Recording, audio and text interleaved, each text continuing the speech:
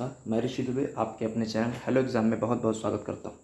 जैसा कि आप सभी लोग जान रहे हैं कि हम लोग प्रारंभिक वार्ता परीक्षा 2023 की तैयारी ज़ोर शोर से कर रहे हैं। तो उसके संबंध में हमारी ये हिंदी विषय की क्लास है, जो कि लगातार मैं आप लोग को पिछले कुछ दिनों से दे रहा हूँ। तो हम अब धीरे धीरे उसके अंतिम चरण की ओर हैं हिंदी सिलेबस के।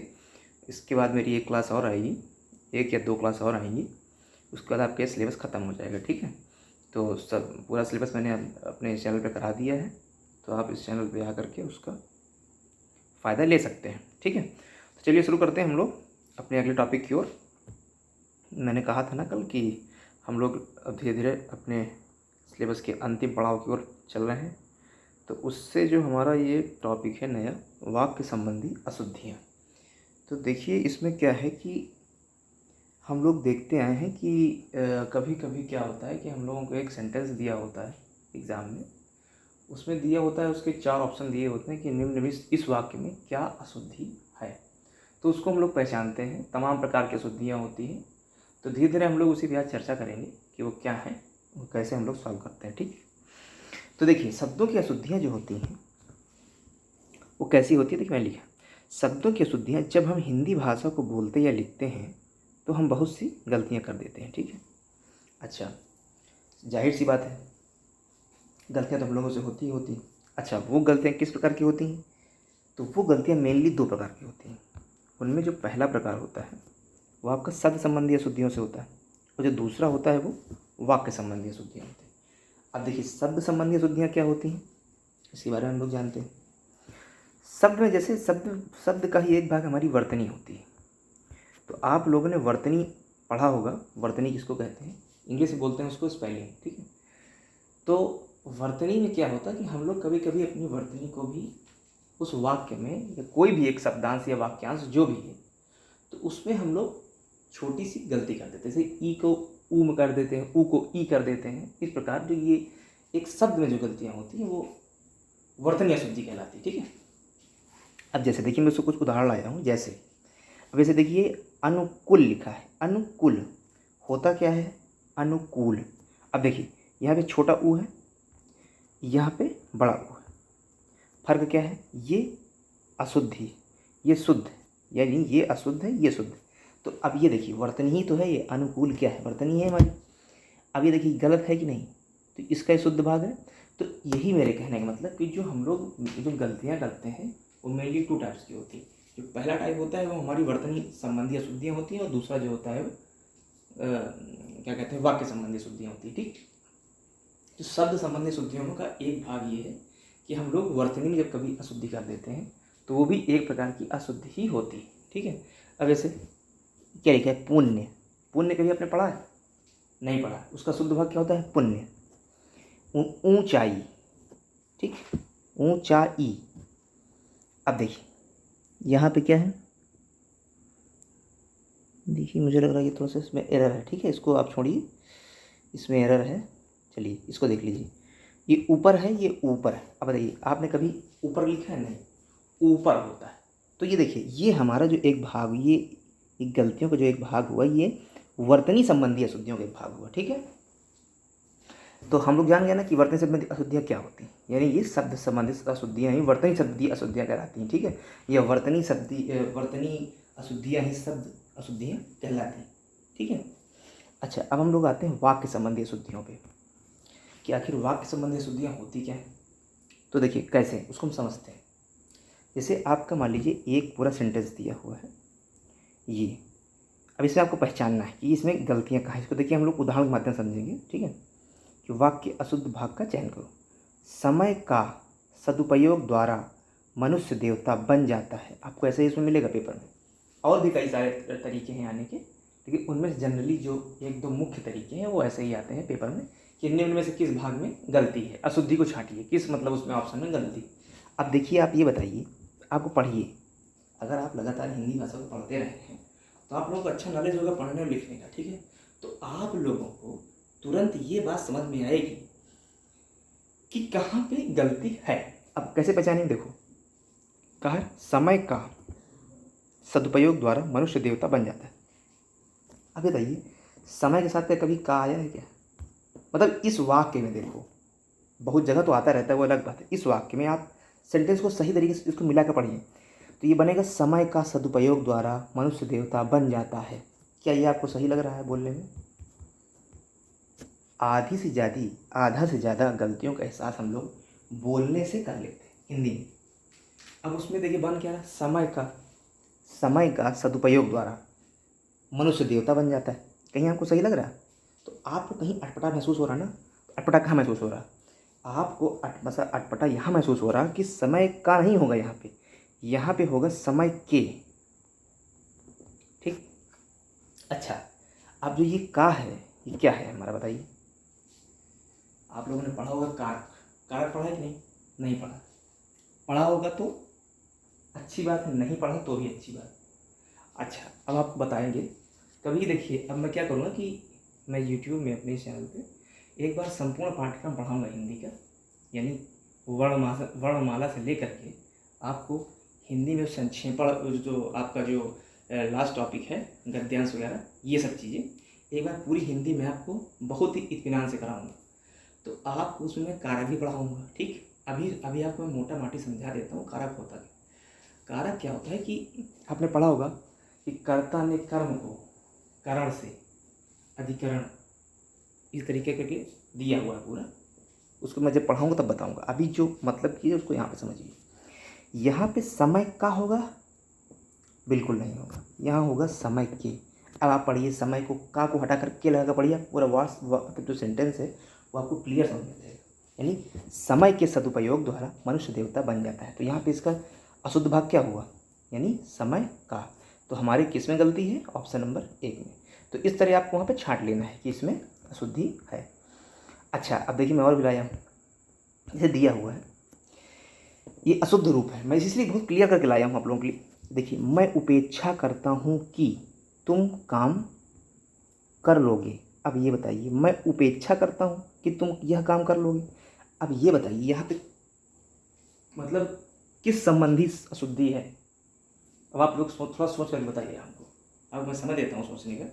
यदि ना कि मैं उपेक्षा करता हूँ कि तुम यह काम कर लोगे, नहीं, गलत बात है। यहाँ पे वर्तनी संबंधी अशुद्धि, क्योंकि देखिए वाक्य पूरा सही लिखा हुआ है, लेकिन यहाँ पे वर्तनी संबंधी अशुद्धि, क्योंकि ये उपेक्षा ना हो करके ये अपेक्षा होगा। क्योंकि आप किसी की उपेक्षा का एक अलग सेंस होता है। उपेक्षा मीन्स किसी की तौहीनी, किसी का अनादर। ठीक है, यहाँ आप सेंस में बात हो रही कि मैं ये काम कर लूँगा। ठीक है, मतलब मैं आपसे कि तुम ये काम कर लो, मैं आपसे क्या करता हूँ? एक आशा करता हूँ। तो यानी आशा का मतलब है कि मैं आपसे अपेक्षा करता हूँ। ठीक है, तो यहाँ पे ये वर्ड को सही करेंगे तो क्या होगा? यहाँ पे मैं अपेक्षा करता हूँ कि तुम ये काम कर लोगे। ठीक है, तो हम लोगों को ऐसे ही इसमें संबंधियों से जो अशुद्धियाँ उसको छांटना रहता है। वो अशुद्धि किसी प्रकार की हो सकती है, पदक्रम संबंधित हो सकती है, वर्तनी संबंधी हो सकती है, लिंग संबंधी हो सकती है, मैं बताऊँगा अभी आपको। ठीक है, तो तमाम प्रकार की अशुद्धियाँ हैं, बस इसको हम लोग को ध्यान में रखना है। इसीलिए आपको हिंदी भाषा का नॉलेज धीरे धीरे होता जाएगा। आप लोग जैसे जैसे पढ़ते रहेंगे आप लोग को हिंदी बहुत अच्छे तरीके से समझ आएगी। और हिंदी हमारे एक ऐसा सब्जेक्ट है जो अच्छा स्कोरिंग सब्जेक्ट होता है। अगर आपको अच्छा पकड़ में आ गया तो आप लोग पूरा पूरा क्वेश्चन आसानी से कर सकते हैं। ठीक है, चलिए देखते हैं। अब देखिए, मैंने अपना गृह कार्य कर लिया है। अब बताइए आप इसमें गलती कहाँ पे है? बहुत गौर से देखिएगा, बहुत सोच समझ के हमको आप बताइएगा कि यहाँ पे आपका शुद्ध रूप क्या होगा। अब उसमें मैंने खैर लिख दिया है, लेकिन फिर भी आपको सोचना चाहिए कि आखिर इसमें गलती क्या है। अब देखिए, मैंने अपना गृह कार्य, ये गृह कार्य लिखा हुआ है। अब आप ये बताइए, गृह कार्य होता है कि गृह कार्य होता है? देखिए, हिंदी है, ये बहुत ही सावधानीपूर्वक पढ़िए इसको। छोटी सी मात्रा में आपका पूरा सेंटेंस गड़बड़ हो जाएगा। जैसे उसने कर दिया गड़बड़। कैसे? मैंने अपना गृह कार्य कर लिया। गृह चीज़ अलग होती है और गृह चीज़ अलग होती है। वो कहना चाह रहा है गृह, लेकिन उसने लिखा ग्रह है, ताकि आप कंफ्यूज हो जाए। लेकिन आप कंफ्यूज नहीं होना, इसलिए कि आप एक अच्छे स्टूडेंट हैं और आप लगातार पढ़ाई कर रहे हैं। धीरे धीरे आप इस कमियों को देखते देखते अपने में निखार ला रहे हैं और चीज़ों को ख़त्म कर देंगे। ठीक है, तो यहाँ पे शुद्ध रूप क्या होगा? मैंने अपना गृह कार्य, यानी घर संबंधित जो हमें इसको बोलते हैं होमवर्क, वो कर लिया है। ठीक, तो यही चीज़ें हम लोग को इसमें बहुत विशेष रूप से ध्यान देना है। ठीक है, चलिए अगला क्या है? तुम हमेशा तुम हमेशा बेफिजूल की बातें करते हो। तुम हमेशा बेफिजूल की बातें करते हो। अब देखो यहाँ पे शुद्ध रूप क्या होगा, तुम हमेशा फिजूल की बातें करते हो। बेफिजूल मतलब ये शब्द नहीं, ये फिजूल, फिजूल का भी अर्थ वही है जो बेफिजूल का, लेकिन बेफिजूल कभी लिखा है तो वो फिजूल ही होता है। उसको हम लोग आमतौर पर बोलचाल की भाषा पे बेफिजूल कर दिए हैं, ठीक है। तो यहाँ पे होगा क्या कि तुम हमेशा फिजूल की बातें करते हो, ठीक है ना। चलिए अब देखिए, मैं कह रहा था ना आपसे कि संबंधी शुद्धियाँ बहुत होती हैं। वैसे अगली शुद्धि है लिंग संबंधी शुद्धि। कभी कभी वाक्य में लिंग संबंधी गलत प्रयोग किए जाते हैं, ये वाक्य लिंग संबंधी अशुद्धि कहलाती है, ठीक। आइए देखते हैं ये भी क्या होती है। देखिए बहुत ध्यान से पढ़ा रहा हूँ, बहुत ध्यान से आप लोग पढ़िएगा, ठीक है, मन लगा करके, तो निश्चित रूप से सफलता मिलेगी। चलिए, बेटी पराए घर का धन होता है। अब आप बताइए लिंग संबंधी अशुद्धि है कि नहीं। बेटी होगा तो यहाँ पे धन होता है कि होती है, सोचिए, मतलब इसको आप फील करिए, ठीक है। तो क्या होगा यहाँ पे शब्द कि बेटी पराए घर का धन होती है, ठीक। ये तरीके अगला है, आज तुमने नया पोशाक पहना है। आज तुमने नया पोशाक पहना है, पोशाक क्या होती है, गलत है ये, ठीक है। सुदूर क्योंकि आज तुमने नई पोशाक पहनी है, ठीक है। बहुत ध्यान रखिएगा इन चीज़ों को। मुझे तुम्हारा बातें सुनना पड़ा। अब बताइए कहीं से आपको सही लग रहा है, मुझे तुम्हारा बातें सुनना पड़ा। बातें कहीं सुनना पड़ता है क्या, बातें सुननी पड़ती हैं, ठीक है। यानी मुझे तुम्हारी बातें सुननी पड़ी। ये तरीके अगला क्या है, कल मैंने नया पुस्तक खरीदा। आपका ये पुस्तक अच्छा, तो ये पुस्तक स्त्रीलिंग है कि पुल्लिंग है, बताइए, सोचिए। किताबें स्त्रीलिंग है कि पुल्लिंग, स्त्रीलिंग है ना, तो उसके साथ में खरीदा कैसे आ जाएगा, खरीदी आएगा ना। तो बस कल मैंने नई पुस्तक खरीदी, यही है। हिंदी भाषा हमारी भावनाओं पे बहुत ज़्यादा चलती है, ठीक है ना। भावनाओं में भी आप लोग रहिए। वचन संबंधी शुद्धियाँ, देखिए कभी कभी क्या होता है, देखा गया है कि वाक्यों में वचन संबंधी गलत प्रयोग भी किए जाते हैं, उन्हें वाक्य वचन अशुद्धि कहा जाता है। समझ रहे हैं, वचन संबंधी अशुद्धियाँ यही होती है। जैसे अशुद्ध रूप क्या है कि भारत में अनेकों राज्य हैं। ओह अच्छा, भारत में अनेकों राज्य, क्या बात है। भारत में अनेकों राज्य सही लग रहा है आपको कहीं से, वचन संबंधी ये बात सही लग रही है आपको, नहीं लग रही है। क्या होगा, भारत में अनेक राज्य हैं, ना कि अनेकों, ठीक है। तो ये गलत है हमारा और ये सही है कि भारत में अनेक राज्य हैं। ये तरीके अगला है, प्रत्येक वृक्ष फल नहीं देते हैं। प्रत्येक वृक्ष फल नहीं देते हैं। अच्छा, जब आपने प्रत्येक का लिख दिया, प्रत्येक यानी प्रत्येक मतलब समझ रहे हैं ना, प्रत्येक, प्रति एक यानी तब बना उससे प्रत्येक, ठीक है। तो इसका शुद्ध रूप क्या होगा, प्रत्येक वृक्ष फल नहीं देता है, ये सही होगा, ना कि वो सही हो कि प्रत्येक वृक्ष फल नहीं देते हैं। आप एक तरफ प्रत्येक की बात कर रहे हैं और एक तरफ देते भी लगा रहे हैं, तो गलत है कि नहीं। तो प्रत्येक के साथ क्या आएगा, देता है। ये तरीके आगे क्या है हमारा, इस समय 4 बजा है। अब समझिए, इस समय 4 बजा है, इस समय 4 बजा होगा, गलत है ना। इस समय होगा 4 बजे हैं, इस समय 4 बजे हैं, न कि 4 बजा है, ठीक है। तो इसलिए बहुत ध्यानपूर्वक, बहुत सावधानीपूर्वक आपको पढ़ना है और अधिक से अधिक इसकी प्रैक्टिस करना है आपको, ठीक। मैं तो आपको समझा दे रहा हूँ, प्रैक्टिस आपको करना है। कोई एक बुक ले लीजिए, प्रैक्टिस सेट ले लीजिए, उसे लगाते रहिए, चीज़ें कन्फर्म होती रहेंगी, ठीक।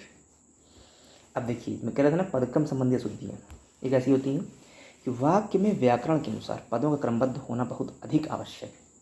पदों के उचित क्रम में न होने पर इसका भाव या अर्थ में स्पष्टता नहीं रहती है और इसे वाक्य पदक्रम संबंधी अशुद्धियाँ कहा जाता है, ठीक। समझ रहे हैं कैसी होती है, समझा रहा हूँ। जैसे जाता वह बाजार है। अब बताइए, यही होता है हमारा पदक्रम कि कौन सा शब्द, मतलब शब्द किस शब्द के बाद में आएगा, यही हमारा पदक्रम है। और पदक्रम एक सिस्टमैटिक मैनर में होना चाहिए, तभी उसका आपको अर्थ सही निकलेगा, अन्यथा वो कोई अलग अर्थ देने लगेगा, ठीक। जैसे जाता वह बाजार है, ठीक। जाता वह बाजार है। अब बताइए ये कोई सेंस इसका लग रहा है, जाता वह बाजार है, मतलब करता कहाँ गया, क्रिया कहाँ गई, ठीक है, इससे कोई मतलब नहीं। तो एक सिस्टम होता है, पहले कर्ता होता है, फिर क्रिया होती है, फिर कर्म होता है। यही हम लोगों ने पढ़ा है व्याकरण में। तो वही है, इसमें क्या होगा, पदक्रम संबंधी अशुद्धियाँ है, इसको हम लोग कैसे शुद्ध करेंगे कि वह बाजार जाता है, यानी वह मतलब कर्ता हो गया, ठीक है, जाना क्रिया हो गई और कर्म हो गया, ठीक है। तो ये चीज़ें होती हैं, इसी संबंध में हमारे पास अशुद्धियाँ होती हैं। तो मैंने आप लोगों को समझा दिया है कि अशुद्धियाँ क्या होती हैं, आप लोग बखूबी इस चीज़ को समझ गए होंगे, ठीक है। बस आपको क्या करना है, इस पर अधिक से अधिक आपको प्रैक्टिस करनी है और प्रैक्टिस करते रहना है जब तक हमारा एग्ज़ाम नहीं हो जाता है। लगभग हमारा कोर्स ख़त्म होने को आ गया है। तो आप लोगों से मैं यही अपेक्षा करूँगा कि आप लोग हमारे चैनल को प्यार देंगे और सब्सक्राइब करेंगे, करवाएंगे, अपने दोस्तों के पास शेयर करेंगे। और एक बार रिवीजन करके आप जरूर जाइए कि लास्ट टाइम आप पेपर दे जा रहे हो, अभी आपने पढ़ लिया, ठीक, अच्छी बात है कि लास्ट टाइम आप लोग रिवीजन के तौर पे आप मेरे वीडियोस को देख सकते हैं। और कमेंट के माध्यम में आप लोग ये शेयर जरूर किया करिए कि आप लोगों को बात समझ में आई कि नहीं आई, जिससे हमको मालूम चलेगा कि हाँ आप लोगों तक मेरी बात स्पष्टता पहुँच रही है या नहीं। कोई दिक्कत हो तो हमसे बताइए, मैं उसका समाधान करूँगा, ठीक है। बाकी आप लोगों के सहयोग का आकांक्षी हैं हम लोग, हमारा एक छोटा सा परिवार है, हेलो एग्ज़ाम परिवार। तो आप लोग लगातार इससे जुड़े रहें और इससे जो भी चीज़ें हैं, जो भी डाउट्स हैं, क्लियर करते रहें और पढ़ाई भी जरूर करते रहें, ठीक है ना, क्योंकि जान रहे हैं सब कुछ क्लियर है कि चुनावी वर्ष है, इसलिए वैकेंसी आएंगी, तो इसलिए सावधानीपूर्वक पढ़ाई करते रहिए, अच्छा स्कोर लाइए पेट में। इसी अपेक्षा के साथ मैं आप लोगों से यही गुजारिश करूँगा कि आप अच्छे से पेपर दीजिए, ठीक है। चलिए फिर मिलते हैं आपसे एक नए आखिरी वीडियो मिलेंगे आप लोगों से और अंतिम टॉपिक के साथ, ठीक है। तो तब तक के लिए जय हिंद, जय भारत, वंदे मातरम। हंसते रहिए, मुस्कुराते रहिए।